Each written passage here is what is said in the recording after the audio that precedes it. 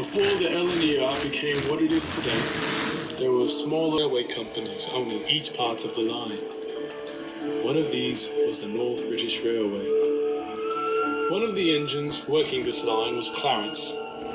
He was the first engine to ever have inside cylinders as a 440 on UK soil.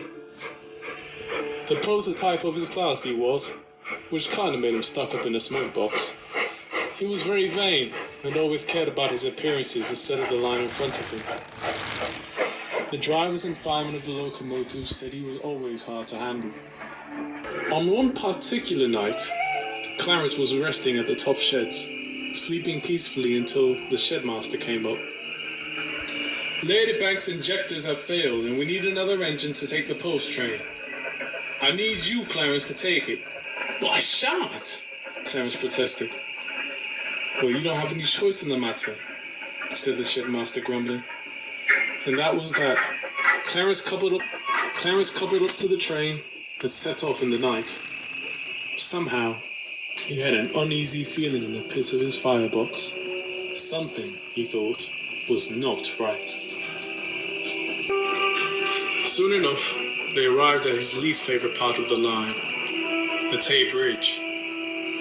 Due to the high winds, the bridge always seemed to sway under his weight. He didn't like it one bit, and that day was no exception. As the engine crept onto the bridge, he felt it buckle and groan. Fearing the bridge would collapse, the girders were the only thing that would keep him from falling off. Come along, he said to the carriages as he began to pick up speed.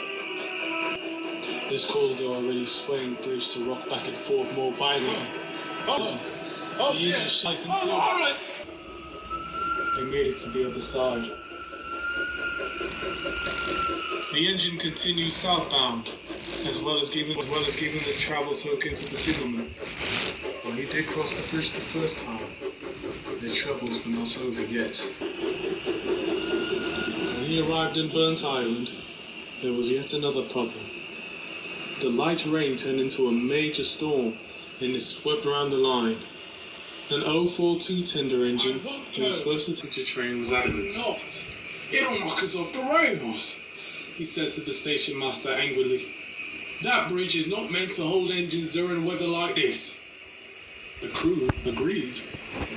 The station master looked flustered. Right, he said, grumbling. No point of taking this train on then. I just wish there's some way I could bring everybody home without having to issue refunds. I'll do it, sir, said Clarence smugly. While he knew the engine was indeed right, if he did prove successful, he would be looked at as a fearless engine who battled a storm to get passengers home. The story of glory that he wanted for so long was there, and it was for the taking. Mad, said the old engine. Those rails will collapse no matter how slow you go. Don't be jealous when it isn't you on the front page of the papers, fair boy, Clarence said simply. Besides, I'm going back up that line anyway. No hassle at all.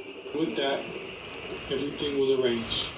The driver added a single lap on top of the smoke box, notifying the signalman that the stopping train was on its way, and they set out into the stormy night to Dundee.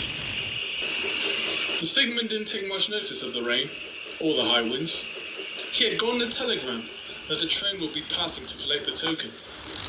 Once it was received, he went back into the box, absolutely soaked.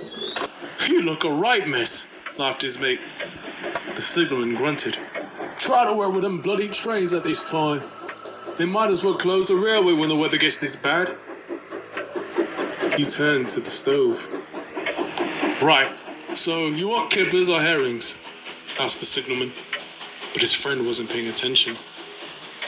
His eyes were glued to the train outside. The lamp of the engine flickered against the girders, dancing like dark spirits in the night. Then suddenly, the signalman heard a shout. What's wrong? He exclaimed. The engine! It's gone, said his friend. The signalman peered out the window. The light coming from the amber lamp was gone. The tail lamp was also missing. "You're pulling my chain," said the signalman. It's true," his mate protested. He was pale and horrified, like he'd just seen a ghost. "It had probably passed the section. I'll ring up the box in Dundee, and if they said that they haven't received the tokens, then we'll have to get a search party down there," said the signalman. So, unsurprisingly, no token was received. Quickly, the search party was assembled, with boats along the now defunct bridge. One of the people a part of the search team was the signalman and his mate. When they finally arrived, it was a horrific sight. The bridge was completely severed, save for the support beams which seemed to tower over them in the night sky. It wasn't hard to find them. The river was shallow that day, and some of the coaches were still visible. Everyone in those coaches were killed. No one survived. Either they were dead on the train or they ended up missing. As for the engine, even though the engine had been rebuilt after the crash, he died on that bridge. No life was in him. His face was replaced with a smokebox door, and that was that. It ran like any other engine until it was scrapped in 1919. The man who witnessed the train crash in the signal box, who saw all those people die, did the honor of destroying what was left of the locomotive to put an end to its misery.